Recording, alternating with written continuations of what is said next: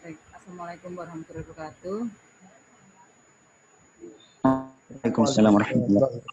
Waalaikumsalam Untuk warahmatullahi wabarakatuh. hari ini ya kita ke materi baru yaitu rekam dialog. Mudah-mudahan hujan ini ya tidak mengurangi suara ibu ya. Gimana suaranya?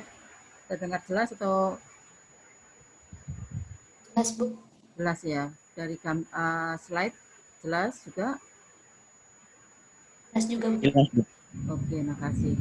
Ya, ini karena cuaca hujan besar di luar ini, mudah-mudahan tidak mengganggu perbulan kita pada hari ini. Baik, kita mulai untuk rekam dialog. Jadi namanya pada saat kita membuat interface, ya perlu kita membuat bagaimana sih dialog yang baik ya, dan bagaimana kita membuat dialog ini ya secara terstruktur ya. Jadi kita bisa mengorganisasikan dari rekam dialog ini nanti di beberapa menu ya, atau kita organisasikan ke dalam organisasi semantik menu di sini. Ya. Jadi sebenarnya pada saat kita membuat interface ya itu bisa menunya bisa single menu ya, bisa modelnya model linear sequence, ada model structure, ada cyclic network, ada acyclic network ya. Jadi bermacam-macam model menu yang kita sajikan. Apalagi sekarang dengan adanya desain UX maupun UI yang mengarah ke center design ke pengguna ya, user center design seperti itu. Ya kita bisa menggabungkan beberapa organisasi menu ini ke dalam menu-menu yang akan kita tampilkan atau kita gunakan sebagai interaksi antara manusia dan komputer. Ya, ini kalau kita lihat model sekilas seperti ini ya. Nah, kemudian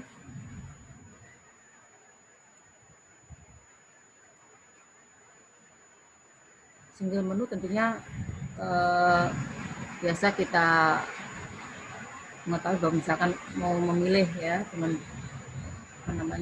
oke atau cancel, kemudian bisa klik simpan seperti itu ya. Jadi hanya memilih satu menu saja ya, satu menu. Kemudian bisa juga dari single menu ini ada beberapa menu-menu yang disediakan, tapi kita tetap menentukan satu pilihan ya, misalkan seperti ini ya, jadi multiple item menu ya, kita bisa menggunakan misalkan hasil buttons bisa seperti itu.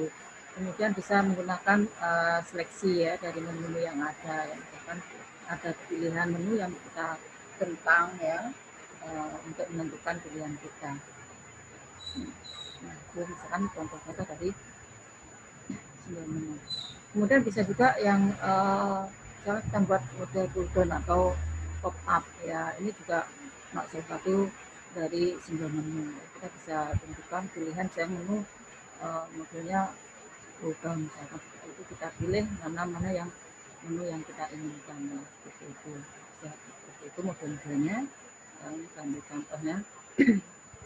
Kemudian bisa juga model scrolling ya, nah, bisa dua dimensi ya, biasanya kalau kita menyimpan data ya, dan tidak cukup dalam satu halaman, kita scroll misalkan ya, baik ke samping maupun ke bawah. Nah, kemudian bisa juga berdasarkan apa slider ya, misalkan sekarang sudah banyak menggunakan apa slider, misalkan untuk memilih file-file ya, kalau Anda di handphone Anda itu ya, misalkan untuk mencari kontak itu ya, atau menyimpan kontak di sana tinggal pilih ya di kelompok A, misalkan A siapa saja, misalkan itu bisa juga di sini. Kemudian juga bisa dengan menggunakan embedded links. Di sini misalkan menu-menu yang tersedia, misalkan ada link ke file yang lain atau ke portal lain atau ke URL lain, itu bisa menggunakan link seperti itu. Ini juga masuk dalam single menu. Jadi kalau misalkan di dalam web itu linknya ada di mana ya, atau datanya disimpan di mana, itu bisa menggunakan link. Nah, Selain itu juga bisa menggunakan model-model icon ya, simbol-simbol itu bisa kita gunakan, kita pilih-pilih juga ya. Nah, pilih misalkan yang bisa kita pakai di luar itu ya, misalkan ada simbol-simbol simpan, simbol cetak, atau simbol-simbol yang lain yang kita bisa gunakan di situ. Nah, jadi kan banyak ya model-model untuk yang single menu ya yang kita gunakan ya. Bukan berarti nanti pada saat kita membuat struktur menunya hanya single menu saja, tidak, ada bisa kombinasikan ya. Kemudian ada linear sequence dan multiple menu. Jadi ada linear yang misalnya setelah pilih kemudian baru dilanjutkan ya, misalkan seperti itu ya. Kalau kita mau misalkan ini contohnya ya di setting printer itu Anda mau pilih yang mana, lokal atau yang terhubung dengan jaringan, misalkan pilih kemudian baru dilanjutkan atau kembali lagi atau dibatalkan seperti itu. Nah, kemudian ada yang model tree tadi, tree structure menu ya. Jadi pada tree tentunya di situ biasanya kita harus kembali ya, harus kembali ke bentuk awal, ke menu sebelumnya ya. Jadi misalkan ketika kumpulan item berkembang ya, juga menjadi sulit dipelihara dalam kendali intelektual. Kenapa? Perancang ini harus bentuk kategori item yang serupa ya. Kenapa? Tree itu biasanya ada cabang-cabangnya kan gitu ya. Jadi harus dikelompokkan sini. Jadi bagaimana Anda membentuk kategori item yang serupa di sini ya, kelompok-kelompokkan, berikan statusnya laki-laki, perempuan, dan misalkan tulisan, misalkan apa yang bisa dikelompokkan dalam tree-nya. Seperti itu bisa kelompok-kelompokkan. Ini adalah menggunakan struktur tree. Misalkan namanya kalau tree kan di pohon tuh rantingnya semakin ke dalam semakin berapa banyak ya cabang-cabangnya ya, berapa level yang ada di dalamnya di situ. Nah, ini harus kalau tree itu apalagi yang biner harus seimbang ya antara kelompok kanan dan juga kelompok kiri. Nah, kemudian pengelompokan semantik di sini juga. Jadi misalkan bagaimana Anda mengelompokkan item-item itu secara logis. Jadi harus disusun ya. Kemudian bentuk kelompoknya juga harus meliputi semua kemungkinan yang terjadi ya. Nah, pastikan jangan sampai terjadi overlap ini ya. Jadi pada saat Anda mengelompokkan kelompok-kelompoknya terlalu banyak misalkan atau nah, kemudian pada saat Anda mengelompokkan juga harus punya istilah-istilah yang mungkin mudah dikenal oleh si pengguna ya. Jadi misalkan kalau kita membuat satu istilah ya di dalam menu itu misalkan menu-menu tersebut bisa dikenali. Nah, kemudian yang acyclic dan cyclic menu ya jaringan ini yang mirip dengan tree ya, mirip dengan tree tapi biasanya kita kalau jaringan lebih ini ya, jalurnya tidak seperti tree ya. Kalau tree mesti harus naik ke atasnya lagi ke cabang lebih yang di atasnya ada sebelumnya seperti itu. Kalau yang network ini lebih bebas ya, jadi harus mungkin jalur dari berbagai tree yang berbeda, tidak mengharuskan pemakai memulai dari menu utama ya. Tapi kalau yang tree tadi dari menu utama kemudian ke sub menu kembali lagi ke menu pemanggilnya ya, misalkan seperti itu. Nah, ini misalkan ya bebas ya, jadi mau contoh aja nih ya, misalnya jalur transportasi itu bisa kemana-mana ya, transportnya juga bisa pilih kemana-mana, hubungan sosial juga pilih kemana-mana. Tapi di sini kita membuat menu tadi bisa dilakukan penelusuran balik ya, dia bisa kemana kita kembali ke menu tersebut. Bagaimana untuk mengurutkan dari masing-masing item tadi ya, jadi kita tentukan dulu ketika item menu telah dipilih ya. Kemudian urutan presentasinya ini perlu diperhatikan urut-urutannya ya. Mana dulu yang harus ditentukan di kiri, di kanan, di atas seperti itu. Nah, misalkan kita urutkan berdasarkan waktu atau kronologisnya. Misalkan biasanya kan gitu ya. Di navigator itu ada yang berdasarkan tanggal, bulan, ya misalkan urutan-urutan di sana ya. Mungkin kalau Anda melihat di jurnal misalkan seperti itu ya, kumpulan web yang kumpulan jurnal itu bulan Maret, bulan April, bulan periode pertama, kedua, ketiga, jadi itu kelihatan di sana urut-urutannya ya. Kemudian bisa juga membuat urutannya nih untuk menulis ya, naik turunnya dia berdasarkan apa, update atau apa seperti itu ya. Kemudian ini juga sifat fisik, jadi ini bisa panjangnya, luasnya, volume ya, ini bagaimana kita susun, apakah secara naik atau secara turun, ke atas ke bawah atau menyamping, nah, ini disesuaikan dari bentuk fisik atau sifat fisik dari tampilan kita. Nah, kemudian juga biasanya banyak kasus nih dalam pembukaan tidak mempunyai aturannya. Nah, yang berhubungan dengan tugas sehingga perlu dipertimbangkan. Memang tidak wajib mengurutkan, tapi paling tidak kalau urut tuh enak, orang melihatnya ya, mencari informasi ya, atau dari usability-nya lebih mudah ya. Jadi misalkan bisa aja diurutkan berdasarkan urutan alfabet tadi ya, istilah-istilah yang dipakai ya. Atau berdasarkan tadi tanggal ya, pengelompokan item yang berupa tadi bisa dikelompokkan ya, berarti dengan pemisah 4 kelompok kalau menggunakan kelompok-kelompok item yang berbeda ya.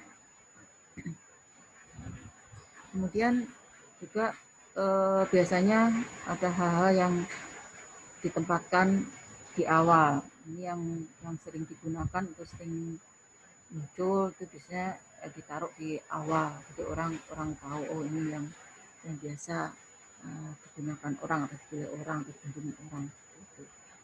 Nah seperti ini tadi juga yang paling penting biasanya juga ditempatkan di awal. Ya,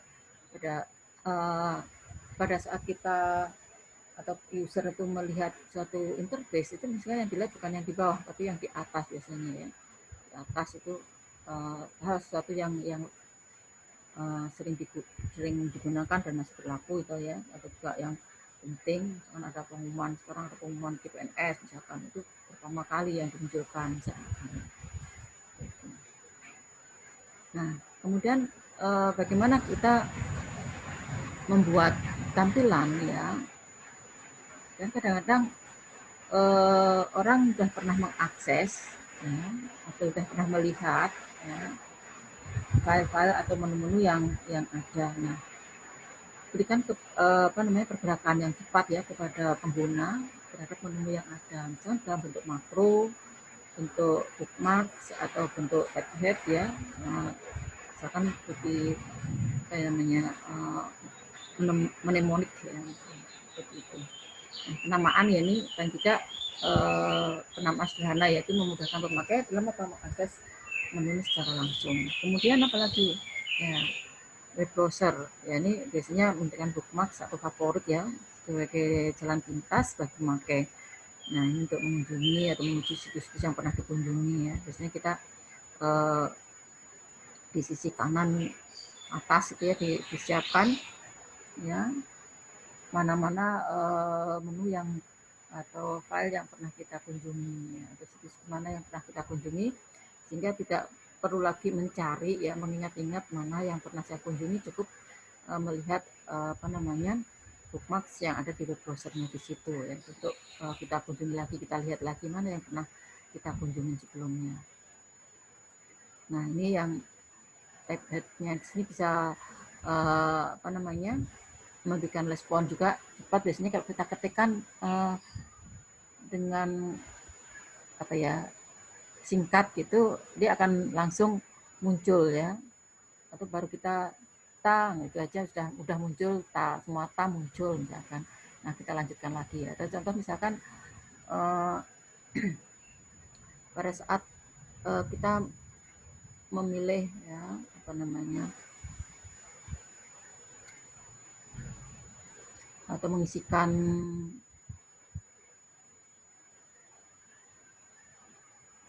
data ya itu di Google-nya itu Anda ketikkan gitu langsung muncul semuanya tadi ya, muncul semuanya tadi. Ini bisa dengan istilah pendekatannya adalah PLP ya, seperti itu. Ya. Tambahin S lagi, tambahin sandwich. Ya. Jadi pembukaan mnemonik dari penggabungan huruf-huruf dari pilihan menu. Kemudian tadi yang menu makro ya, ini perintah yang sering digunakan di dalam sistem yang bisa disimpan ya di dalam sebuah makro ya. Ini biasanya terdapat pada beberapa software ya, dan bahkan sebagian sudah ditoolbar atau sebagai icon-icon yang ada. Kita cukup perintahnya sudah ada, kita tinggal pilih iconnya, dia akan muncul menu yang diinginkan. Gitu. Nah, itu tadi untuk pergerakan yang cepat. Jadi bagaimana nanti Anda membuat menu tadi yang sudah Anda buat ya. Kemudian ada disiapkan juga bagaimana pergerakan menu yang cepat ya kepada user, sehingga memudahkan si user dalam mengambil atau apa namanya mengakses dari menu-menu yang tersedia. Kemudian tata letak menu. Ya. Jadi kalau kita bicara menu juga kita harus perhatikan tata letaknya. Tata letak di sini terkait dengan judulnya, ya, judul dari menu itu sendiri, di mana tata letak judulnya, ya. Kemudian juga dari pemilihan nama, ya, nama di dalam menu, ya. Kemudian juga tata letak dan desain grafisnya. Ya. Jadi pada tata letak menu kita juga harus mengenai judul, ya. Judul seperti apa yang harus kita siapkan, kemudian penamaan ya, setiap pilihan menunya, ya. Kemudian dari tata letak dan desain grafisnya. Nah, kita coba lihat dari segi judul ya. Dari judul ini ada menu tunggal ya. Jadi judul yang deskriptif ya. Kalau menunya menu tunggal tadi bentuknya apa namanya gambaran ya, apa sebenarnya dari isi dari judul tersebut. Kalau menu tree berarti sini ada nama pilihan harus sama dengan judul halaman yang dipanggil. Kemudian dari segi penamaannya, judul itu harus sesuai. Gunakan istilah yang mudah dikenal dan konsisten. Jadi kita memberikan nama juga yang biasa dikenal istilah. Kalau menggunakan istilah-istilah, ya, orang atau user itu mengenal apa istilah yang kita gunakan dan juga konsisten. Jangan istilahnya sama tapi maksudnya berbeda. Jadi satu istilah kita pakai yang kita kenal, ya, misalkan kalau Anda menggunakan misalkan menunya cetak, ya, semua nanti yang ada dalam cetak ya cetak. Kita menggunakan simbol printer, orang sudah kenal bahwa simbol printer itu adalah untuk mencetak informasi. Pastikan juga item dapat dibedakan dari pilihan yang lain. Jadi item-item yang ada jangan sama, ya, kita bisa dibedakan dengan pilihan yang lain. Kemudian gunakan juga pemilihan kata yang konsisten dan singkat. Dan nanti ini kita bagaimana memilih kata yang konsisten gitu, dan juga singkat, yang terlalu panjang memberikan nama terhadap menu. Tempatkan kata kunci di sebelah kiri. Jadi biasanya seperti itu ya.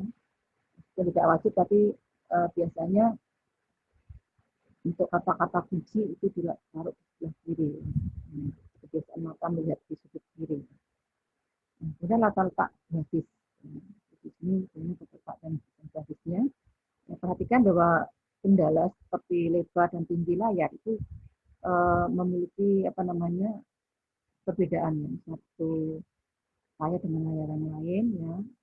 Pada saat tampilan papan tampil seperti apa ya, karakternya ya, mungkin ada highlightingnya juga ya, ini juga harus diperhatikan ya. Jadi kalau orang yang suka apa namanya seni gitu ya, itu banyak tampilan-tampilan yang beraneka ragam. Kan Anda perlu ingat bahwa untuk misalkan warna itu tidak boleh banyak-banyak seperti itu ya. Nah, kemudian juga harus dibuat pedoman di sini.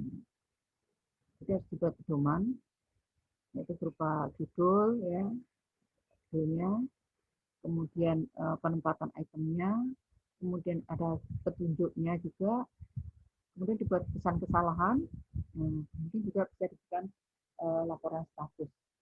Jadi menu yang kita buat ini apa namanya, misalkan kita kalau apa namanya ingin mengetahui sistem yang kita buat, kesalahan itu perlu. Ya.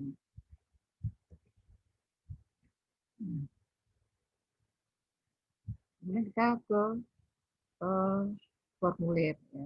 Dari tata letak menunya ada formulir isian. Nah, formulir isian ya, jadi sini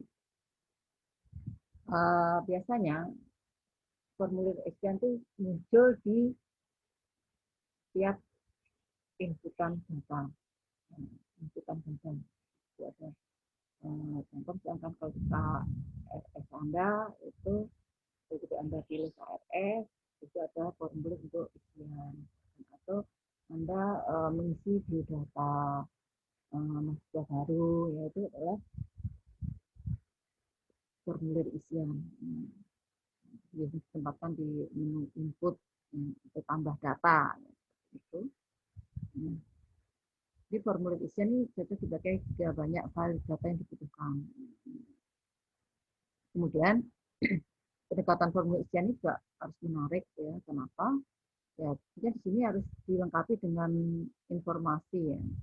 Jadi harus jelas informasi apa saja yang akan ditampilkan itu harus lengkap. Ya.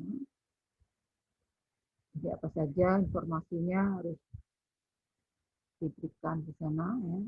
Nah, kalau ada formulir kertas, jadi formulir isian juga harus sama seperti formulir kertas. Persis.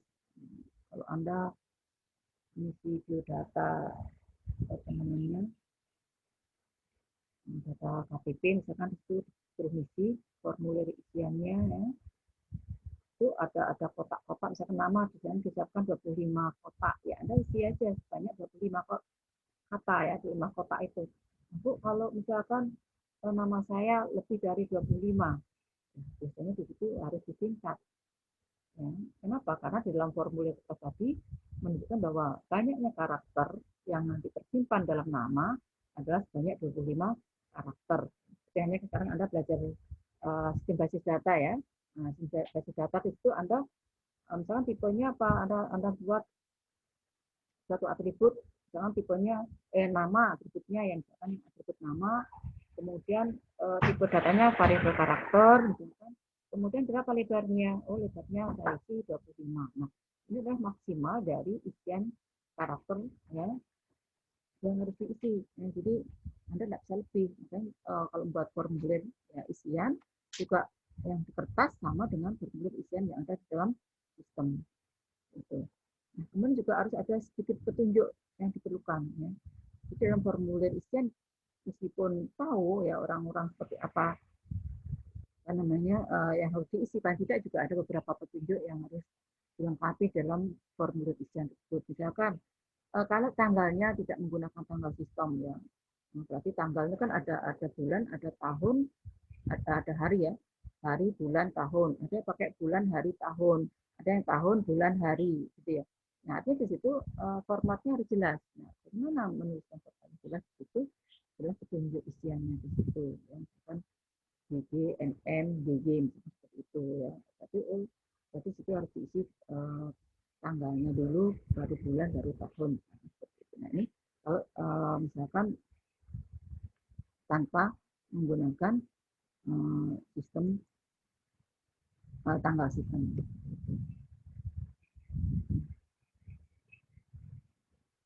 Kemudian bagaimana pedoman dalam merancang formulir isian? Kembali judul ya. Jadi di awal saya letak lebih menunya jadi harus judul. lagi. Jadi apa? Ini judul harus jelas. Judul mewakili dari apa? Isian data. Anda berikan judul mahasiswa, tapi isiannya adalah bukan mahasiswa, bukan mahasiswa. Ya.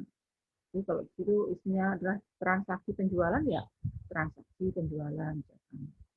Nah, jadi itu judul intinya apa sebenarnya isi dari data tersebut. Jadi orang sudah paham dengan judulnya, oh saya harus mengisi ini.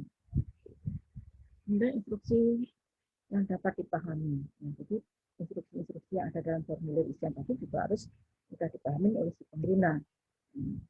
Kemudian juga harus dilakukan pengelompokan ya, dan pengurutan untuk bit yang logis. Pengurutan bit yang logis atau atribut ya. Ada sampingnya bit dengan file ya, beda ya. Bit itu sama dengan atribut, kalau file itu sama dengan apa? Kalau di itu entitas.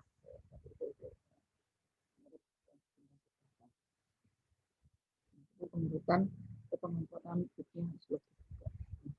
Letak yang menarik secara visual juga dengan ada menyusun formulir isian tadi yang kira-kira orang tidak bingung tuh. Kalau dilihat, oh ini isiannya cepat, orang tidak susah-susah lagi untuk isi yang mana dulu saya harus isi ya. Data-datanya juga harus menarik, memudahkan orang untuk mengisi formulir. Kemudian label dari grid tadi juga yang dikenal ya, labelnya jelas, dan sampai labelnya tidak tahu apa sih maksudnya dari isian ini. Nah, sampai seperti itu ya. Nama, kan kalau cuma nama itu namanya benar nggak identitasnya tadi adalah mahasiswa. Kalau misalkan di situ nama tidak ada selain mahasiswa ya harus dipertegas di keterangannya.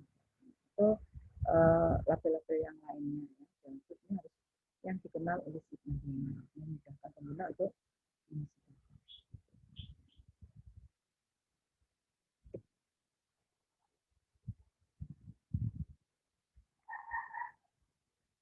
Kemudian jika ada ruang kosong ya dari batas itu yang perlu diisi harus terlihat jelas ya. Jadi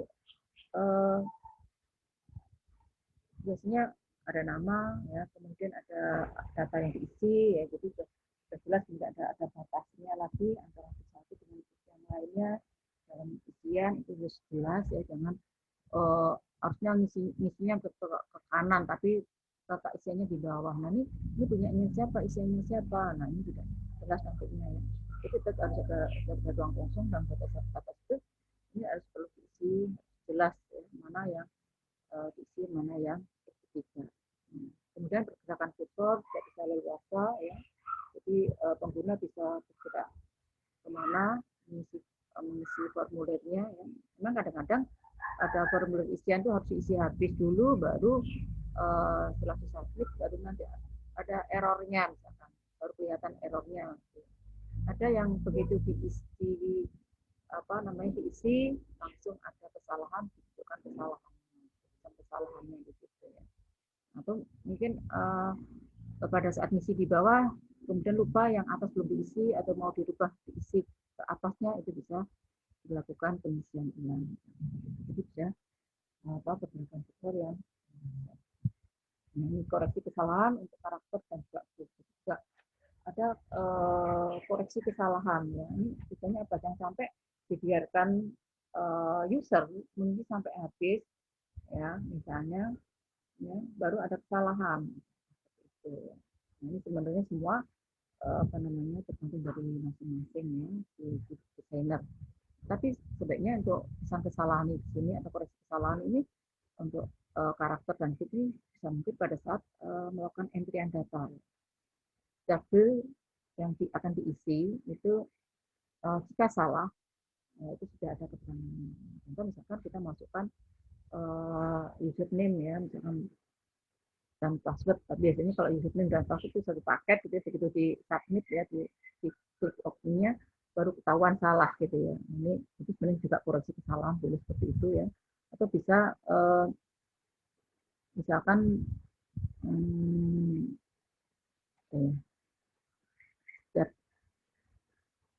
ada memasukkan data, begitu dimasukkan datanya langsung huruf besarnya misalkan itu langsung dikoreksi. Gitu. Kemudian pencegahan kesalahan seperti tadi sebenarnya mirip dengan koreksi ya. Koreksi adalah ada yang salah karakternya tadi bisa dibetulkan. Pencegahan kesalahan ini sebenarnya jangan sampai pengguna melakukan isian data itu salah. Dicegah dengan apa? Seperti tadi diberikan apa? Keterangan. Ya, tadi tanggal, dan keterangannya tanggal, dia tidak salah. Ya, misalkan kalau password misalkan itu kasih keterangan bahwa sensitive case misalkan atau harus sebanyak sekian karakter misalkan atau gabungan dari karakter dan huruf misalkan seperti itu. Jadi sebenarnya adalah mencegah dari kesalahan pada saat kita menginputkan data. Jadi selain ada pencegahan kesalahan juga ada pesan kesalahan. Nah, ini untuk nilai yang tak dapat diterima. Kesalahan tadi. Jadi kalau lupa tidak ada pencegahan kesalahan, maka saat kita masukkan suatu nilai, ya, itu harus apa namanya diberikan informasi. Misalkan apa ya? Kode misalkan kode kalau itu adalah filenya file master atau file pokok itu misalkan datanya sudah masuk gitu ya, data sudah tersimpan, kemudian dia menyimpan data yang sama gitu ya. Dimasukkan datanya itu ada pesan ya, bahwa data sudah terisi misalkan seperti itu. Itu bisa juga. Jadi banyak contoh kesalahan yang mungkin Anda pernah memasukkan data kemudian di situ muncul ya, nilainya tidak dapat diterima. Apa biasanya? Kira-kira apa nih yang biasa Anda lakukan ini?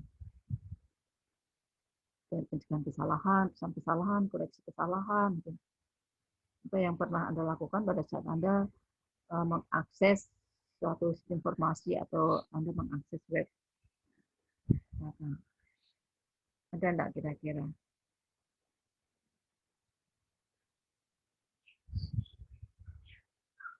Ada yang pernah?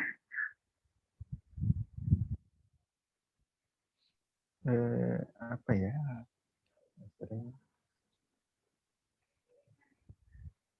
Selain password, misalkan salah masukkan password, username, ada enggak kira-kira? Kesalahan tipe file kayaknya, Bu. Kesalahan? Jenis file yang diupload.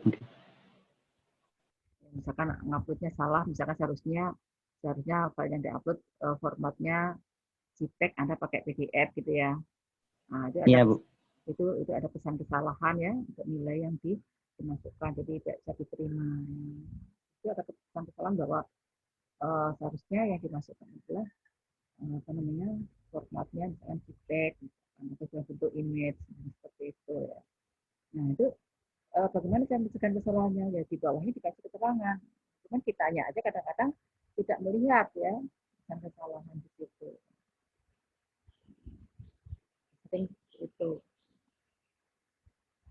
misalnya melebihi kapasitas yang kita simpan atau yang kita upload.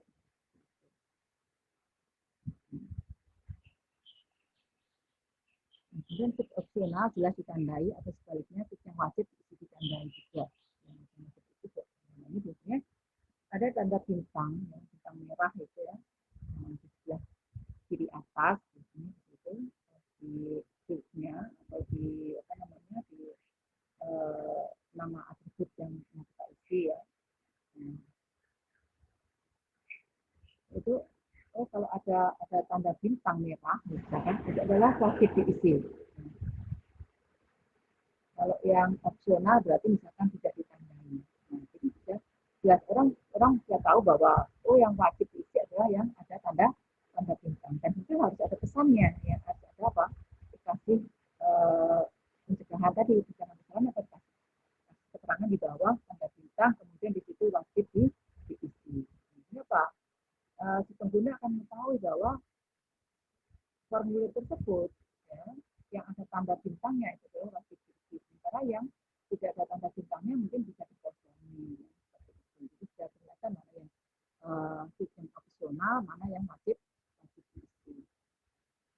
Nah, kemudian pesan penjelasan bab itu 30. Nah, ini artinya jika memungkinkan ya itu tersebut ya, biar semua orang paham apa maksud dari isian itu tersebut, diberikan penjelasan.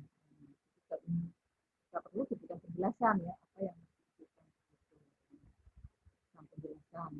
Sebenarnya apa yang ini tadi ya, untuk mencegah kesalahan ya. Kalau user tidak paham apa yang akan dimasukkan. Kemudian jangan lupa ya, tiap isian ya, itu ada tanda selesainya. Jadi hindari penyelesaian otomatis. Sebenarnya kalau kayak PPS itu maunya itu tidak otomatis, tapi ya kadang-kadang lupa yang submit gitu ya. Biarkan saja tidak disubmit. Ini untuk menghindari karena PPS itu biasa otomatis saja. Kalau Anda membuat file, membuat interface, kalau membuat interface itu sebenarnya harus ada tanda selesai. Contohnya apa? Misalnya setelah Anda mengisi data, ya, kemudian itu ada kirim, ya, ada simpan, ada apa? Submit, atau itu mungkin ada data, misalkan dan sebagainya. Ada tanda untuk mengakhiri, ya, bahwa prosedur tersebut sudah selesai diisi.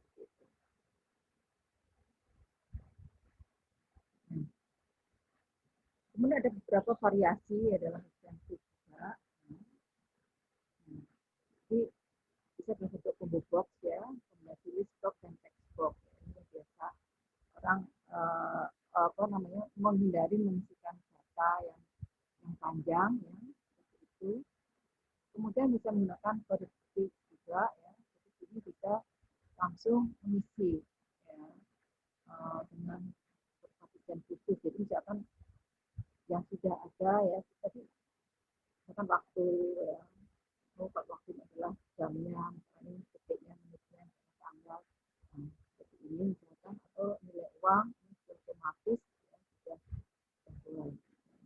Sesuai number ya, ada berapa ya, yang harus kita isi banyaknya berarti ini adalah menunjukkan banyaknya karakter yang harus kita isi. Misalnya kalau Anda contoh Anda daftar di Tokopedia gitu ya, atau daftar di mana Shopee ya, atau daftar di mana sudah di yang itu ada apa verifikasi ya, verifikasi kode sudah ada keterangannya ya, misalkan Anda nanti setelah kode notifikasinya atau verifikasinya akan dikirim melalui handphone Anda. Nah, misalkan itu ada berapa banyak garis yang ditunjukkan sana, oh berarti ada 6 digit yang harus dimasukkan di situ. Nanti setelah Anda dapat SMS, nah angka-angka tersebut ya, Anda bisa masukkan. Itulah contohnya ya, untuk variasi sekian dari di macam-macam untuk mengisi.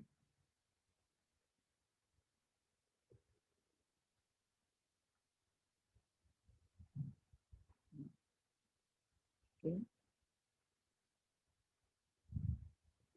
Nah, ini contoh. Kelihatan tak kira-kira gambar ini?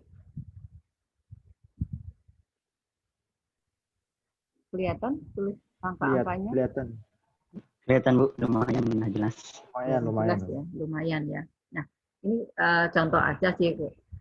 Nanti diambil contoh-contoh yang lain. Misalkan, ini contoh misalkan satu website misalkan. Ini kelihatan ya, konsisten dari ini berarti sama menunya yang dia pakai. Ini contoh aja yang saya ambil yang formulir isiannya sih ya. Ini jelas. Oh, ini ada pendaftaran. Apa dalam pendaftaran isiannya yang diisi adalah terkait dengan informasi pribadi. Ini kelompoknya tadi, ya, ini informasi pribadi, ini alamatnya, ya, misalkan, kemudian ini referensi, misalkan. Nah, jadi ini adalah pengelompokan ya dari isian datanya. Informasi pribadi, nah ini petunjuknya ya, seperti ini, misalkan. Nah ini Pak, ini tanda bintang tadi ya. Ya, jadi petunjuknya gini. Ya, jadi semua isian bertanda bintang ini harus diisi. Nah, jadi di sini ada tanda-tanda bintang tadi ya. Ya, ya. Ini contohnya, ini harus jelas ya, batas-batas mana. Ya. Nah ini contohnya seperti dari itu ya. Ini pengisiannya adalah di bawah ya. Ini isiannya di bawah, kan isian tuh ada yang di bawah, ada yang di samping kan gitu ya. Ada yang di samping kanan seperti itu isiannya. Nah, jadi harus jelas antar batas yang kosong dengan ya, ini kan antara atribut satu dengan yang lainnya ya, nama, alamat, email ya. Ini jelas ada batasnya di sini kotaknya ya. Ini yang jelas kotaknya, batasnya seperti itu. Nah, kemudian di sini ini ada untuk mencegah kesalahan jadi ya. Jadi ada serangannya. Jadi ya, masukkan email yang sudah Anda miliki sekarang. Anggap saya menggunakan email palsu akan dihapus misalkan dan sebagainya. Ini kelihatan jelas ya. Ada warna merah ya.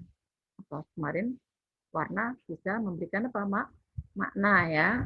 Yang sebetulnya atau warna ya, arti daripada warna ini berarti orang harus melihat di sini sebelum mengisikan email ya, alamat itu berarti harus dibaca dulu nih yang warna merah. Apa nih warna merah nih?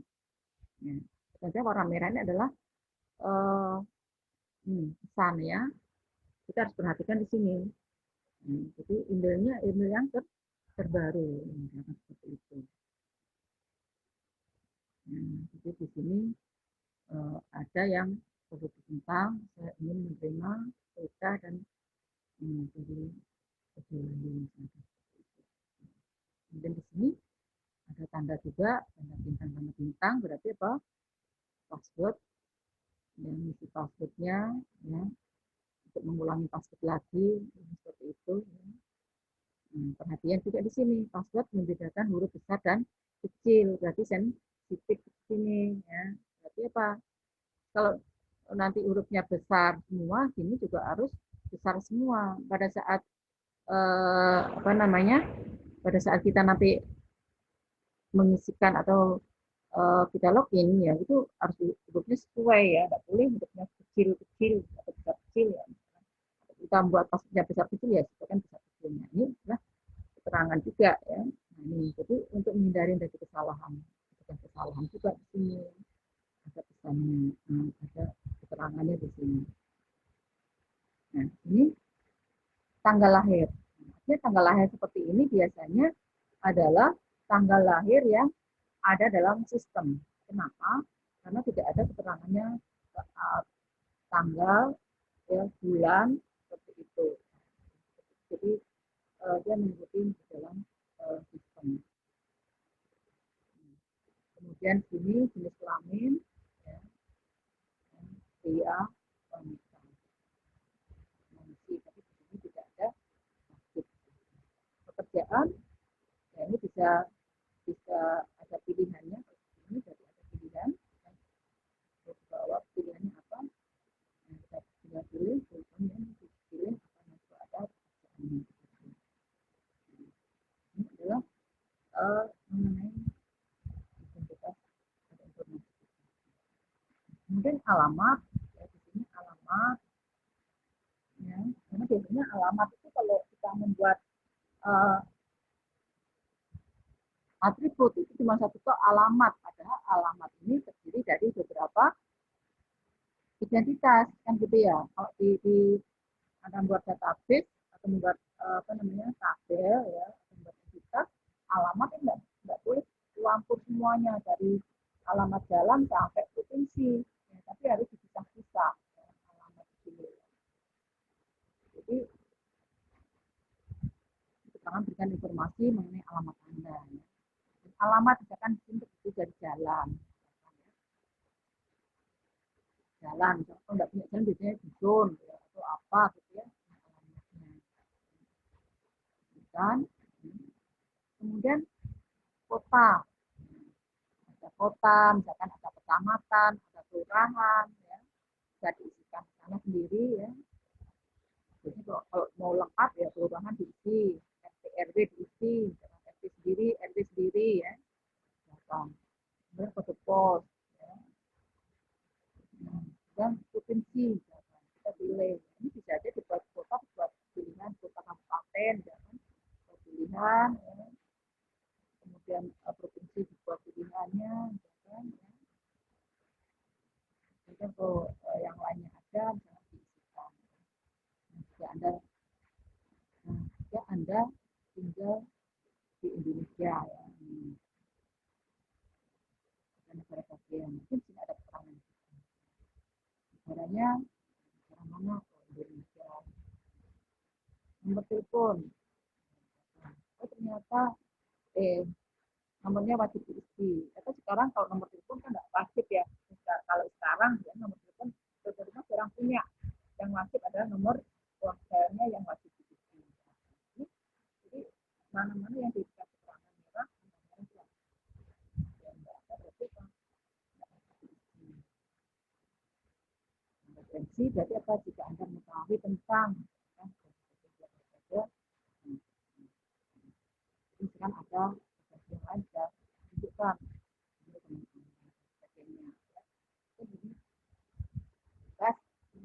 ini kelihatan kelompok-kelompok untuk ujian apa yang untuk mengakhiri ternyata masih ada melanjutkan. Berarti ada melanjutkan apa? Ada ujian yang perlu masih ada lanjutannya atau ini sudah selesai atau setelah lanjutan ini ada apa informasi yang lainnya yang video data apa yang dilakukan ternyata harus membayar harus pasang kita bisa namanya kita bisa lihat apa ya ujian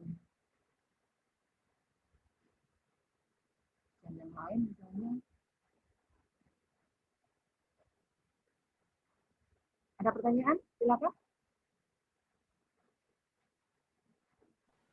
Silakan Saya Anda ingin mengisi daftar hadir ya. Ayo silakan apa tadi saya mau tanya. izin bertanya, Bu. Silakan. Tadi kan ada jenis-jenis menu-menu ya di dalam aplikasi. Ada menu tunggal kalau tidak salah dan menu tree. Nah, apakah pembuatan menu-menu itu memiliki fungsi-fungsi tertentu di dalam aplikasi misalnya atau sistem informasi atau itu sesuai developernya yang menentukan gitu Bu? Ya. Terima kasih. Menu ya, menu tadi kan tidak hanya langsung menu single aja yang dipakai ya, atau tree saja yang dipakai. Tentunya menu-menu ini ya itu bisa dikombinasikan pada saat kita membuat desain user interface-nya.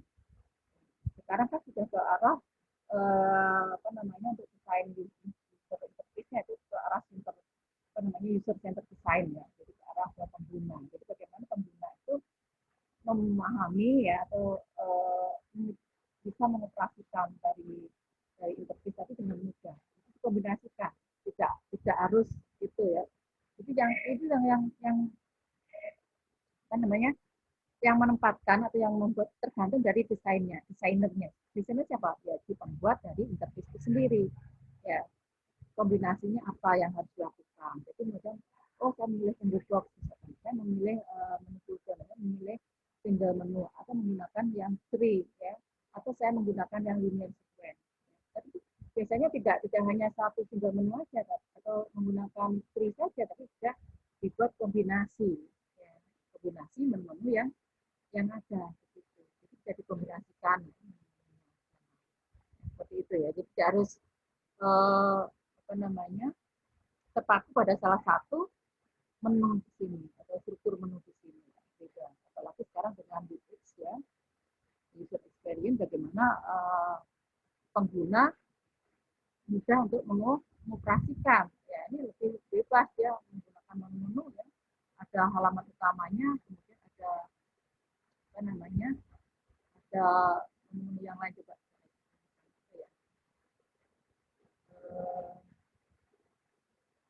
Misalkan ya yang gampang ya?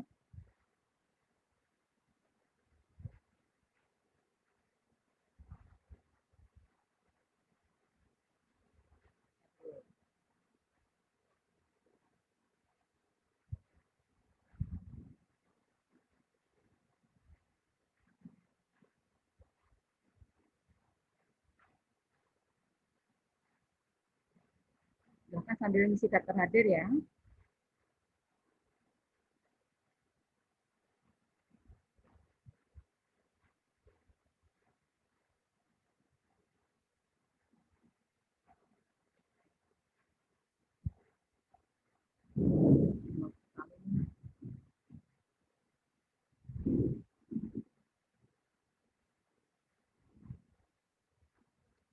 Apa ya tambahnya ini ya?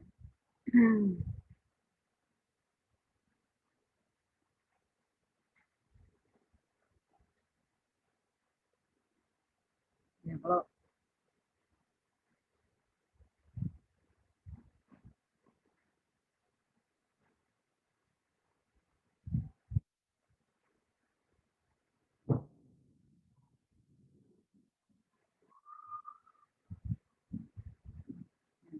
misalkan apa namanya, ini aja saya internet saya kayaknya lagi lemah. Dari contoh di ini susah sekali terbuka.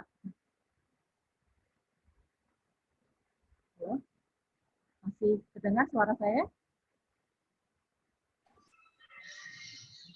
Resek-resek Bu. Masih Bu, Itu ya, agak kecil Bu. itu ya kayaknya memang apa, koneksinya kurang bagus dan besar di rumah. Oke, ini contoh aja daftar hadir itu ya. Anda lihat ya, share daftar hadir ya. Nah, Iya ini Pak, Bu. kan Anda perhatikan menu-menu yang ada di sini ya. Ini dia bebas leluasa, jadi titik ini sudah diatur ya. Ini sudah ada keterangannya ya, misalkan dia menggunakan agama, menggunakan pilihan seperti itu. Ya, misalkan aktivitasnya misalkan mahasiswa, ya, itu, apa namanya siapa saja. Nah ini dia di sini menu-menu yang ada ini menunjukkan kalau ini mahasiswa kurang mahasiswa ya,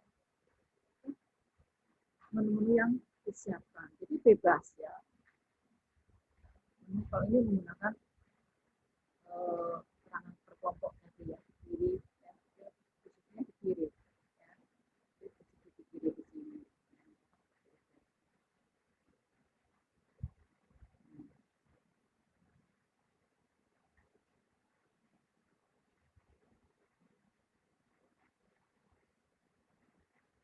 Kita cari yang kayaknya internet saya kok nggak mau nih. Iya.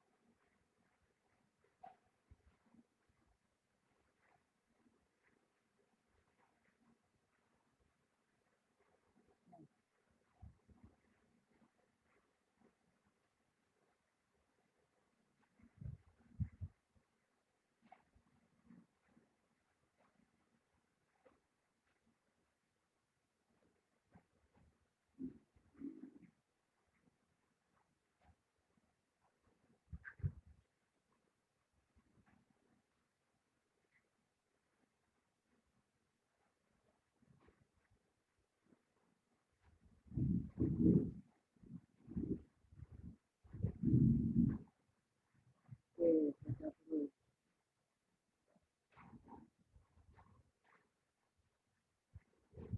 Ini kelihatan enggak screen yang ada di Belum kelihatan Bu. Belum, Bu. Belum. share screen, Bu.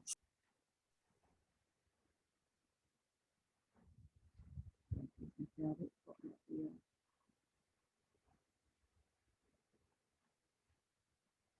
Ini apa? Ya,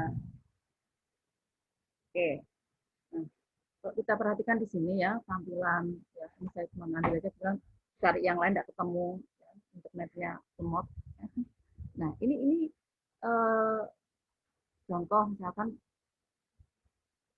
ada toko ya, bagaimana dia menampilkan informasi ya, model-model menu-menu yang ada, ini juga pilihannya ya, kategorinya apa saja ya, ini bisa ke bawah ya, bisa juga pilih ke samping. Kemudian ada kelompok masing-masing, komputer itu apa saja ya, elektronik itu apa saja, kemudian untuk yang peralatan rumah ya, apa saja. Nah ini adalah model-model ya. Berarti kalau kalau ini pilih klik berarti dia akan kembali ke ini lihat ya yang kurang. Nah, ini ada keterangannya ya. Ini headlight-nya tadi misalkan oh ini apa sebenarnya yang menjadi informasi ya. Kalau yang sekarang IoT dan sebagainya itu biasanya flash sale itu langsung muncul di atas ya flash sale di situ. Nah ini informasi. Jadi ini bisa dilihat oh ternyata ini komputer kata kuncinya apa saja. Ini simbol-simbol yang dipakai tadi. Nah, ini menunya ya, jadi ada menu-menu di sini. Ini dalam tidak ada subsidi menu yang ada gitu ya. Yang memudahkan siapa? Memudahkan user dalam berinteraksi. Itu ya. Nah, ini recommended-nya ya. Apa saja yang bisa ini ada TV, Amazon.com, ya ini toko-toko yang ada. Anda bisa pilih ya kelompok-kelompok apa saja atau kategori apa saja yang terdapat dalam toko tersebut. Nah ini model-model Anda bisa lihat juga model-model yang lainnya, misalkan nah, ini untuk pencarian apa saja yang jadi ternyata dengan cukup ketik ya, misalkan oh ternyata sudah ada pernah apa yang pernah kita lakukan ya. Ini adalah contoh ya misalkan dari suatu website. Tentunya masing-masing desainer ya, sesuai apa yang diinginkan oleh si penggunanya ya apa saja konten-konten atau fungsi-fungsi yang diinginkan oleh si pengguna tersebut. Desainer tentunya membuat desain atau rancangan dari interface tersebut memudahkan si pengguna atau user ya penggunanya harus ada bukan pengguna artinya si pemilik sistem tetapi adalah penggunanya yang akan menggunakan sistem tersebut atau aplikasi tersebut. Misalkan kalau kita customer-nya misalkan oh saya mau belanja ya. Tapi mudah kan oh ternyata apa sih oh terkait dengan kamera oh dan punya kamera klik aja kamera oh nah berarti apa ini ada keterangannya berarti tidak ada nah, tapi sebisa mungkin ya nanti kalau Anda membuat sistem informasi atau membuat aplikasi jangan kebanyakan ops-nya ya nah, jangan banyak ops-nya ternyata harus apa langsung link kemana ya misalkan tadi kamera ya terkait dengan apa kamera yang tersedia yang akan dijual di situ misalnya. Jadi usahakan jangan banyakkan ops. Ya. Ops ini biasanya belum apa masih dalam proses pengembangan misalkan seperti itu ya sebaiknya jangan diminimalisir ya seperti itu. Oke ada pertanyaan silakan.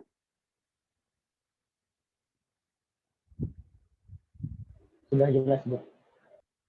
Jadi tidak harus berpaku pada salah satu menu ya bebas apalagi sekarang sudah ke arah user center design ya jadi mengedepankan adalah ke user desainnya ya, ke pengguna akhir. Nah, kan mungkin ada pertanyaan lagi silakan.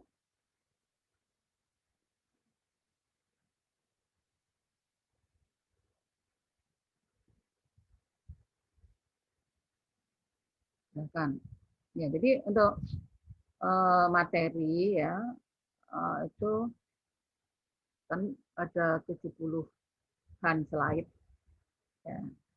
Itu terbagi dalam pertemuan-pertemuan ya. Jadi kalau satu kali pertemuan aja mabuk ya. Ya, ini konsep ya. Jadi tidak kan tentunya nanti bagaimana Anda mengaplikasikan konsep yang ada di materi ini ya dalam aplikasi. Jadi di sini Anda sudah mulai apa namanya berembuk dengan kelompok Anda. Dengan kelompok Anda akan membuat informasi apa? Ya. Nah, informasi apa? Nanti hasilnya apa ya? Anda buat seperti ini. Misalkan menunya apa ya seperti itu. Ya, gambar-gambarnya ya seperti inilah. Tidak mengetahui programnya seperti apa, kodenya di belakang seperti apa, tetapi apa mengetahui tampilannya seperti ini. Nah, itu ya. Jadi Anda harus tahu kasusnya apa. Anda membahas informasinya apa. Ya. Terus saya buat informasi apa namanya pencarian atau pelacakan pom bensin mini, Pertamina mini gitu ya. Nah, Anda apa alasannya kenapa Anda memilih atau membuat informasi Pertamina mini? Nah, alasannya karena saya sering kehabisan bensin di tengah jalan, tidak tahu di mana apa namanya ada tempat jualan bensin atau BBM di situ ya.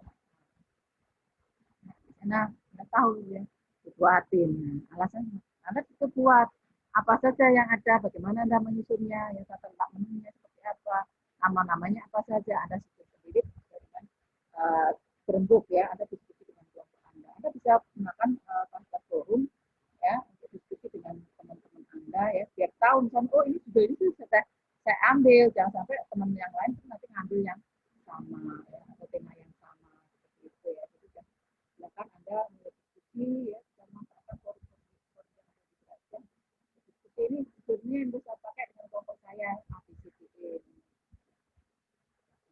Silakan Anda lihat saja sekitar Anda ya, jangan takut kehabisan ide ya, ide itu banyak biasanya Anda ini idenya cemerlang ya. Kalau mencari ide sampah itu kadang-kadang mikir apa ya, ya saya lihat aja sekitaran saya. Sekitar saya itu banyak ada yang nonton motor, bertanya kenapa motornya kehabisan bensin tuh? Oh, kadang-kadang apa ada pom bensin, apalagi kira-kira yang kira-kira Anda dapatkan di sekitar Anda gitu ya. Kemudian orang mencarinya tidak ke tempat. Atau kalau Anda punya usaha di rumah, Anda juga bebas. Anda sering rekreasi, apa kira-kira yang terkait dengan pariwisata, silakan Anda. Jadi temanya bebas, silakan berembuk dengan temannya. Nanti ini sudah pertemuan ke 8 ya, 8 ke 9, 8. Tidak selesai teori ini Anda sudah mulai progresnya kelihatan. Progres apa namanya tugas besar Anda. Ya, karena saya tidak langsung ke tugas besar ya. Anda sudah banyak tugas-tugas yang lain, selesai tugas praktik tugas sebagainya baru diminta tugas untuk tugas besar. Ya, progresnya lah kan juga Anda sudah mulai ketemu idenya, ketemu latar belakangnya, ya seperti itu. Baru nanti Anda coba buat desainnya seperti apa, ya software-nya bebas. Oke, ada pertanyaan silahkan. Kalau ada pertanyaan, ini hujannya besar sekali.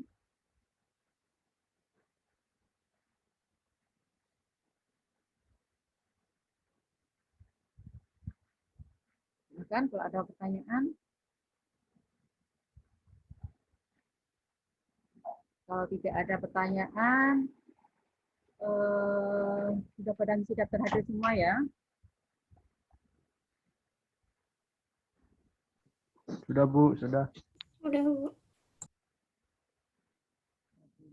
47.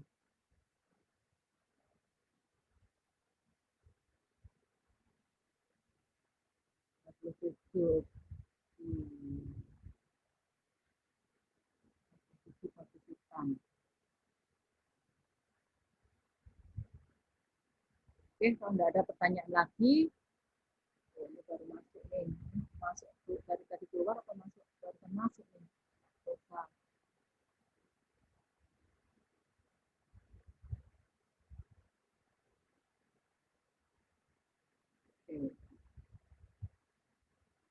Nah, ini baru masuk absen.